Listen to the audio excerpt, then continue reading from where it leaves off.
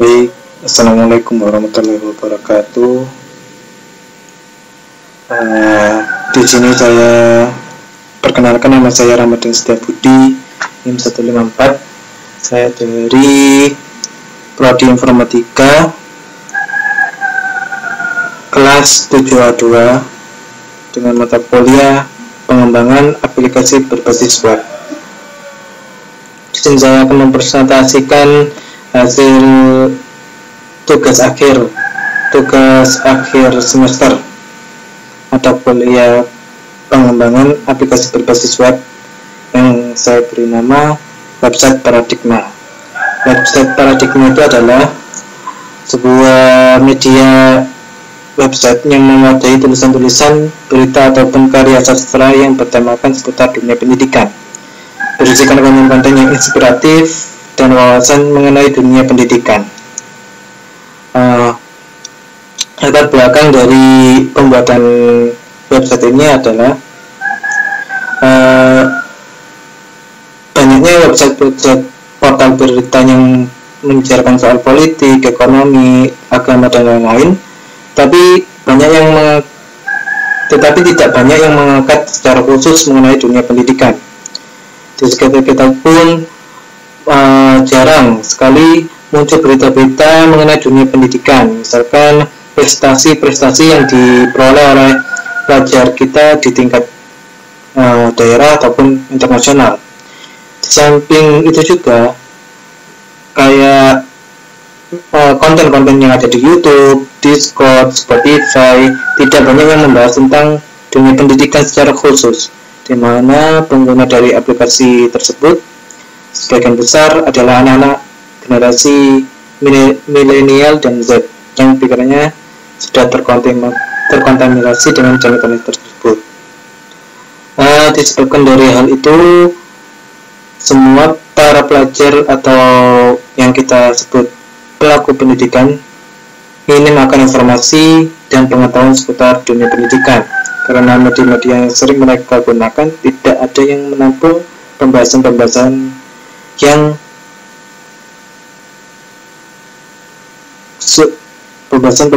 di sekitar dunia pendidikan.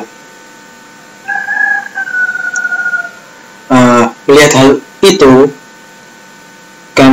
saya beserta teman-teman IPM Sidoarjo berinisiatif untuk membangun sebuah media website yang bersinergi dengan media sosial saat ini untuk menyajikan konten-konten seputar dunia pendidikan, mulai dari berita, esai, karya sastra, lokal wisdom, serta pelajaran yang bisa dikonsumsi para pelajar atau pelaku pendidikan.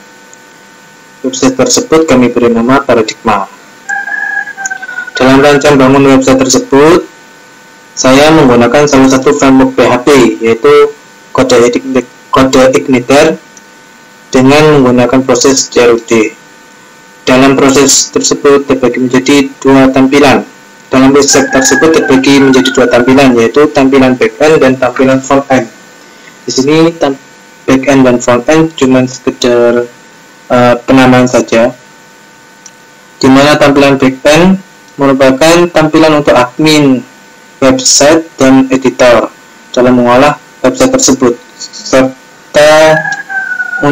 dan sedangkan untuk front-end itu tampilan untuk para pembaca website. Di sini tampilan back-end saya menggunakan template SPAdmin 2, dan untuk front-end saya menggunakan template Sailor. Kedua-duanya itu gratis semua. Jadi karena di sini saya sendiri yang membangun website, saya tidak mengambil pusing tentang template user interface-nya, bagaimana bentuknya. Jadi saya hanya fokus ke fitur-fitur yang ada di website tersebut. Dalam membangun website ini juga saya menggunakan otomatis, karena saya menggunakan salah satu framework PHP, saya menggunakan bahasa pemrograman PHP, serta DBMS menggunakan MySQL. Berikut business model Canvas Paradigma.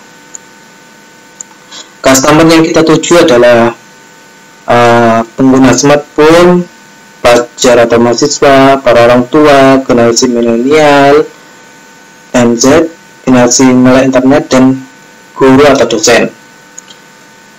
Nah, key proposition yaitu menyediakan penyedia website yang memadai tulisan-tulisan, berita ataupun karya sastra yang saya tadi bilang. Kemudian gaya penyampaiannya yang menarik ala-ala generasi sekarang. Kategorinya adalah berita, esai, sastra, lokalis, dan pelajaran. Nanti dari kategori ini nanti akan di breakdown sub-sub kategori lain. Nah, dalam membaca di web kita itu gratis.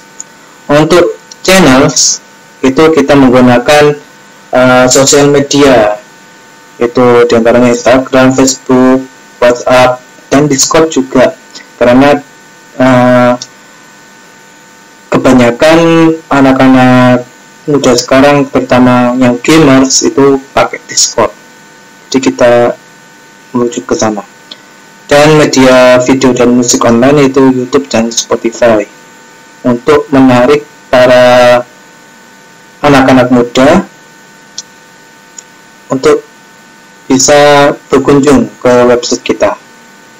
Customer relationship yaitu promosi di setiap event atau acara pendidikan di sekolah, membuka siaran podcast di YouTube dan Discord yang topiknya diambil dari hasil karya tersebut. Jadi setelah kita tampilkan apa dipostkan di website kita juga mengolahnya untuk menjadikannya konten di salah satu aplikasi tersebut, yaitu YouTube, Discord, dan Spotify itu. Nah, untuk yang Spotify kita membacakan hasil karyanya, kan ada sastra itu di sini ada sastra seperti itu. Key activities yaitu membuat dan mengedit naskah untuk menjadi bahan konten di website. Itu sudah otomatis. Mengolah hasil karya tersebut untuk menjadi bahan konten di media sosial seperti Instagram, Facebook, dan juga nantinya membuat konten podcast yang bertemakan pendidikan, itu nanti di YouTube dan Spotify. Nah, dan membuat event atau acara perayaan pendidikan kayak seperti pendidikan nasional, ya itulah. Setelah itu key resource kita bagi menjadi dua, yaitu physical resource dan human resource.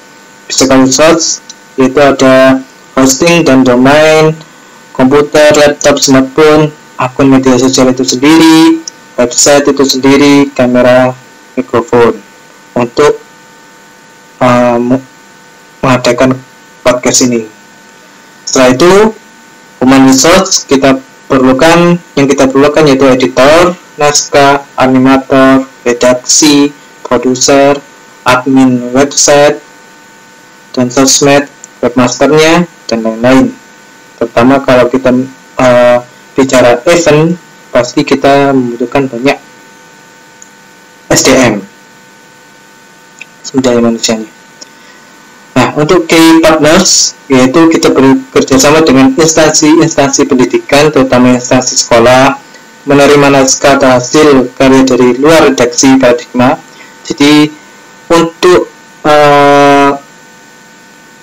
uji coba pertama ini kita mempost karya-karya tulisan dari teman-teman IPM sendiri.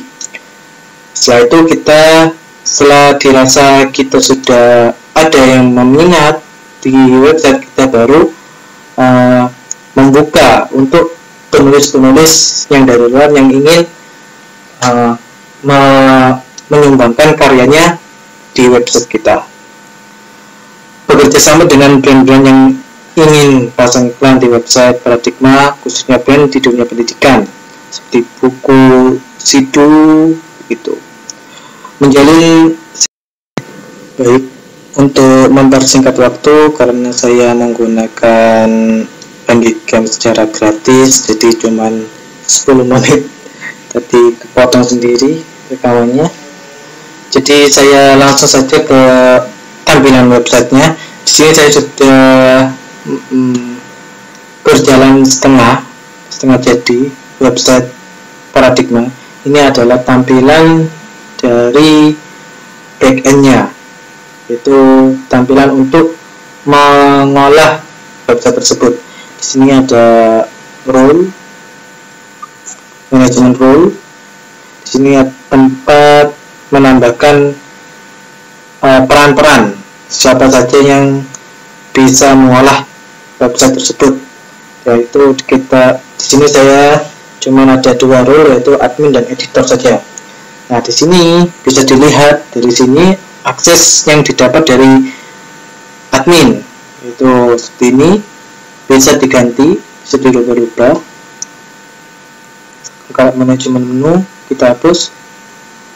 Nah, di sini sudah tidak ada manajemen menu. Kita kembalikan lagi.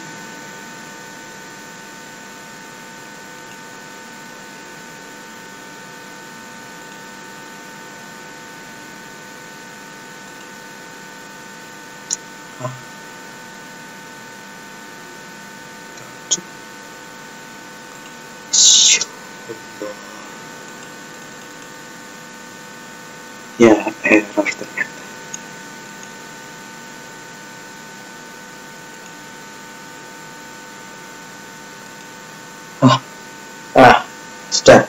Sudah bisa. Itu tadi kesalahan. Oke, di sini begitu. Jadi admin apa saja yang bisa diakses, yaitu yang di centang biru ini. Setelah itu sama juga dengan editor, apa saja yang bisa diakses, yaitu yang bercentang biru ini. Ini masih belum selesai 100% websitenya. Saya masih mengerjakan bagian backend-nya terlebih dahulu, tampilan untuk backend-nya dulu. Nah, di sini ada data user. Nah, begini. Nah, di sini bisa mengatur menunya. Ini adalah menu yang di backend. Di sini ada editor, menu manajemen, menu user, konten, dan submenunya seperti ini.